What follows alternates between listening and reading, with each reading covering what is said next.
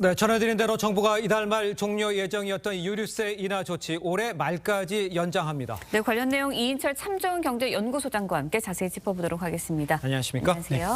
네. 소장님, 일단 그 유류세 인하를 연장했다. 이 중동물가, 고물가 이제 선제적으로 대응하고 나섰다. 이렇게 봐야 됩니까? 그렇습니다. 지난주 이제 국내 휘발유 가격이 네. 14주 만에 처음으로 하락을 했거든요. 예. 7월부터 석 달 연속 올랐습니다. 그러니까 아마 이제 주유소 가보시면 야, 이게 내린 게 네. 맞아? 라고 하시는 분들이 많으실 텐데 국제유가는 지금 설상가상입니다. 엎친 데 덮친 격인데요. 산유국들 감산하고 있죠. 사우디, 러시아 하루 130만 배럴 감산 연말까지 연장하겠다. 포문을 열었고요. 여기다 중동 이 돌발 악재로 인해서 에너지 가격의 변동성이 더 커지고 있습니다. 이런 이 국민 부담을 고려해서 이달 종료 예정이던 유류세 인하 조치 2달 연장하기로 했는데 예. 문제는 오늘 새벽에 또 올랐어요. 어허. 3% 넘게 올랐습니다. 오늘은 이 가자지구 병원에서 큰 폭발이 일어났다라고 예. 하니까 국제유가가 서브텍사스산 중진료 11월 인도분의 경우에는 3% 넘게 올라서 배럴당 90달러에 육박하고 있고요. 오. 북해산 브렌트유도 92달러입니다. 오. 그럼 우리가 주로 수입하는 중동산 두바이는 현물이기 때문에 네. 아시아 시장에서 개장하니까 아마 비슷한 수준으로 오를 것으로 보입니다. 네, 유가가 다시 올랐다고 말씀을 해주셨지만 그래도 예. 소비자들 입장에서는 유류세 인하 조치를 계속해서 연장을 하면 얼마나 기름값을 절약할 수 있을지 궁금하거든요. 어느 지금 정도일까요? 그렇습니다. 지금 현재 휘발유는 유류세를 25% 깎아주고 있어요. 예. 경유와 LPG 가스의 경우는 37% 각각 인하해주고 있는데 네. 이게 얼마 되느냐라고 생각하실 텐데 꽤 큽니다. 휘발유는 리터당 205원 정도 깎아주고 네. 있고요. 네. 경유가 212원, 가스는 74원 정도 가격 인하 효과가 2달 동안 유지가 된다라는 건데 예. 만에 하나 유류세 인하 조치가 이달 말로 종료됐다 그러면 다음 달 당장 정규 휘발유 평균 가격이 리터당 2,000원, 어허. 서울은 2,100원까지 뜹니다. 아. 자, 그러다 보니까 이게 얼마나 운전자한테 보탬이 되겠느냐. 연비가 리터당 10km인 자동차를 하루에 한 40km 정도 주행하시는 운전자라면 예. 월 한 2만 한 5천 원 정도 이제 월 유류비가 줄어드는 셈입니다. 네. 근데 이제 문제는 내년에도 상황이 좋아질 것 같다는 생각이 아니란 지적들 많잖아요. 그러면 이거 유류세 인하를 계속할 건지 더 많이 할 건지 이거 어떻게 봐야 됩니까? 맞습니다. 유류세 인하 조치가 2021년부터예요. 예. 네. 이번 6번째 연장이 된 겁니다. 그렇죠. 자, 2년 가까이 됐는데 사실 세수를 감안하게 되면 유류세 인하 중단이 맞거든요. 네. 근데 선거를 앞두고 있다는 겁니다. 아. 바이든 대통령이 고령임에도 불구하고 중동 지역, 전쟁 지역으로 날아간 건 지지율이에요. 그 지지율 하락의 원인이 뭐냐? 인플레이션, 고유가 때문이거든요.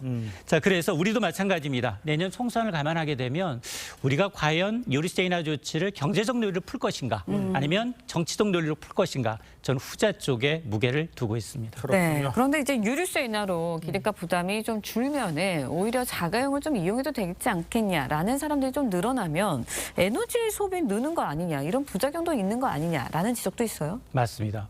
코로나 기간 동안 자동차 운행량 줄었죠. 예. 그런데 우리나라는 늘었어요. 아하. 한국은 에너지 소비, 1인당 에너지 소비가 전 세계 4위고요. 네. 전력 소비량은 3위입니다. 그래서 코리아라고 하면 에너지 다소비 국가로 이제 분류가 된다는 겁니다. 예. 예. 반면에 전기요금은 어떠냐? 경제협력개발기구 38개 국가 가운데 우리나라가 37번째로 가장 저렴합니다. 아. 만에 하나 우리나라가 에너지 소비량을 1%만 줄여도 예. 연간 에너지 수입 어느 정도 줄어드느냐? 1조 8천억 원, 아. 2조 원 가량. 반도체 파는 것보다 애국하는 게 바로 에너지를 소비를 줄이는 겁니다. 예. 네. 이런 상황에서 이제 또 지하철 요금 1,400원으로 인상을 하면서 유류세를 인하하는 거 시민들에게 지하철 대신 자가용 이용하는 거 아니냐 이런 지적도 나오고 있는데 이건 어떻게 이해를 해야 됩니까? 맞습니다. 세금 인하의 역진성을 지적하는 목소리가 높습니다. 네. 세금을 깎아준다라고 하면 이제 시민의 발인 오히려 네. 지하철 시내버스 요금을 깎아줘야 되는데 이건 줄 인상하고 있습니다. 상대적으로 좀 중산층이 타는 이제 여유가 있는 자가용 운전자의 경우에는 2년째 지금 세금을 깎아주고 있다라는 겁니다. 예. 한전의 적자나 아니면 지하철 공사에 적자나 부족하면 결국 세금으로 메꾸는 건 마찬가지거든요. 그러다 보니까 이 상대적 이제 서민들의 박탈감, 형평성 논란, 지적도 일어나고 있습니다. 그렇습니다. 네, 결국은 이제 세수로 메꿔야 된다는 말씀해 주셨는데 예. 유류세 인하가 소비자들에겐 반가운 이야기지만 가장 큰 문제는 세수 부족이거든요. 올해 세수 부족분 59조 원이 넘는다는 소식까지 들렸었는데 유류세 인하로 정부 재정 좀 악화되는 거 아니냐 이런 생각도 들어요. 맞습니다. 전쟁은 중동에서 났는데 당장 한국의 재정이 흔들리고 있습니다. 당초 올해 세수 부족분 한 60조 원 가까이 되는데요. 예. 이거 감안해서 다음 달부터는 유류세를 종료하거나 예. 아니면 단계적으로 좀 축소를 검토해 왔습니다. 그런데 그러면서 2개월 단위로 좀 연장 여부를 끊어서 결정해 왔는데 예. 근데 이제 2년째 장기 할인 받다 보니까 당연한 것처럼 늦어지지만 예. 지난해만 유류세 세수 부족이 5조 원이 넘습니다. 예. 덜 거쳤고요. 올해도 지금 8월 기준 지난해보다 5천억 원 상당 세수가 줄어든 것으로 추산이 돼서 불편한 진실은 뭐냐.